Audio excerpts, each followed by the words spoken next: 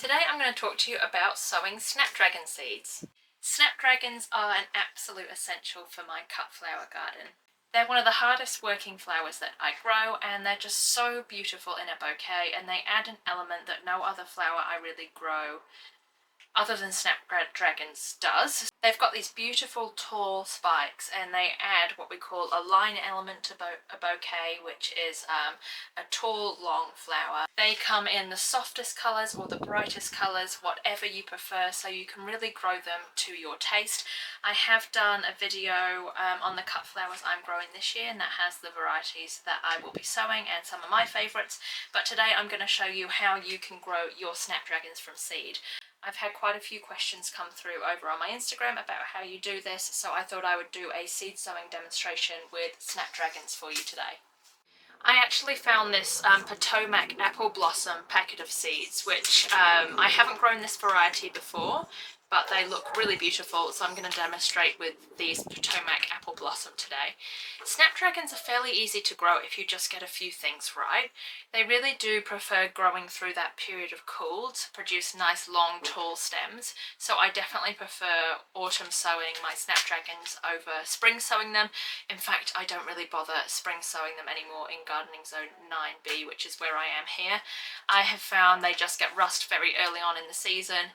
The stems are a lot weaker, a lot thinner, and yeah, just not half as good as my autumn sown snapdragons. So I'm going to show you how to sow these seeds today.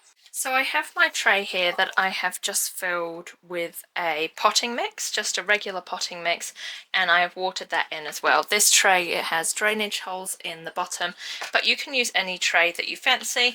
If you are growing on a smaller scale and you don't need as many, punnets like this are fine as well. Or you can even recycle vegetable punnets, you know, the ones that berries come in, and those sorts of things. But this is great, and I have just firmed it down, not too hard, but I have just made sure that it's not all loose in there. I've just gone down and created a nice smooth surface there for me to sow my seeds onto.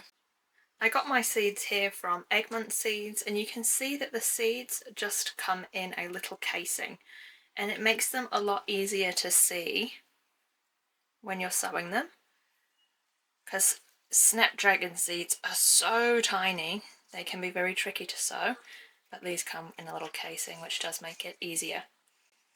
So once I've got my potting mix and I've watered it, I'm not going to put any vermiculite on it yet, because snapdragon seeds are so tiny and they need light to germinate. So I'm just going to literally sprinkle them on the surface, and I'm going to sow them down this end of the tray, because then I have lots of room in this tray for other things. So I'm just going down and literally dropping them on the surface. And you can see I haven't got a whole lot of potting mix in here, but these seedlings, as they grow, will be fine in here until I am ready to transplant them. So just going on the surface, and I'm not too picky with it. If two go very close together, that's fine. I'll just separate them when I transplant them. They're pretty tough. So snapdragons do like growing through that period of cold, as I said before. And we're still a few weeks out from our first frost here in Topor. But if you're going to have frosts a little bit sooner, I would still totally sow them now. You can just always go down with a frost cloth for protection while they get established. And once they are established, they're frost hardy. So then you'll be able to come off with that protection or leave it on, up to you. I sometimes do go down with a frost cloth over mine just to protect them more from the dog digging them up than anything else. The dogs and the chickens. So how many have I got left? I don't want a whole lot. I think probably even just 30 of these will be enough for my space, because I've got a lot of other varieties of snapdragons on the go as well. So I hope you can see that, and I'm literally just sprinkling them on the top. So now I've done that, I'm just going to go in with my label, and I'm just going to stick that where I finish sowing, because then I've got the rest of the tray to plant a different variety if I want to. The next thing I am going to do is pop my seedling tray in my plastic tub. And snapdragons just love that warm environment, so they'll germinate at around 20 degrees. I'm just looking for the lid of my tub here now. And I'm going to go in with a lid on there as well. Let's just lid down here for now. Now they can be slower to germinate. They can take up to 2 weeks. So I'm just going to go on with my lid like that. They've been fine to germinate here in the warmth of the greenhouse, but if you haven't got a greenhouse, just pull them into the house, and the house is going to be warm enough this time of year that they will germinate within that 2 weeks for you. Now, you don't want your potting mix to be soggy, but if it's drying out, just go in with a mist sprayer. I have a whole separate video on these plastic tub situations called mini DIY greenhouses, so if you want to have a look at the sprayer I use and everything, go and check out that video.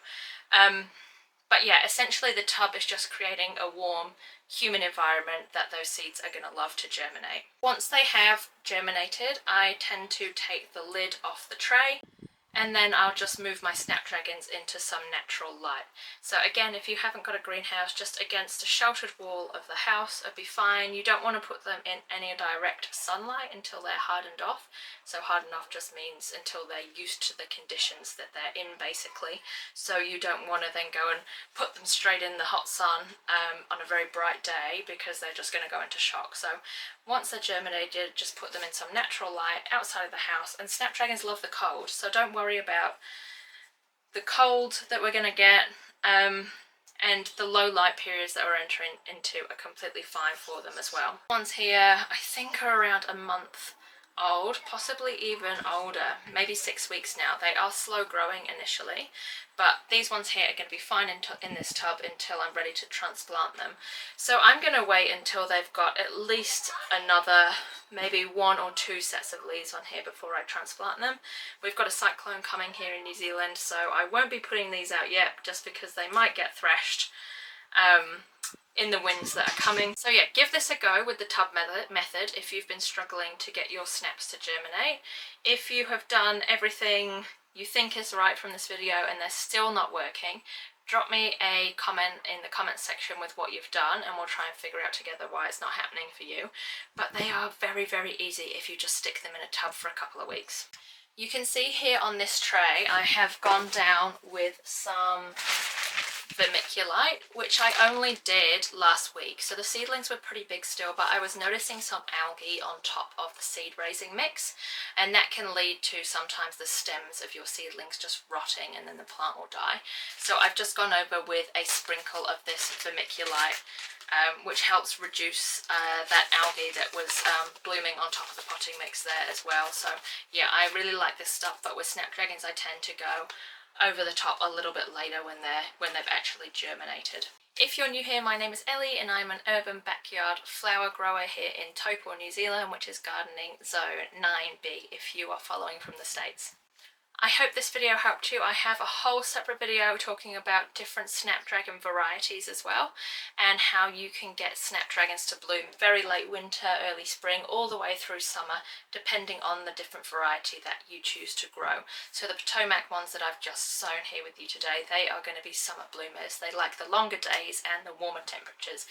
So I won't have blooms from those until a little bit later in the season, but I've got plenty of other snapdragon varieties started, which will give me those earlier blooms. So if you're interested in planting the right variety for the right time for when you want your flowers, do check out that video as well.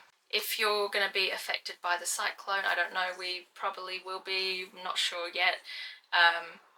But yeah, please try and stay safe, and I really hope your beautiful gardens and homes and family are all going to be okay. But I will see you next time.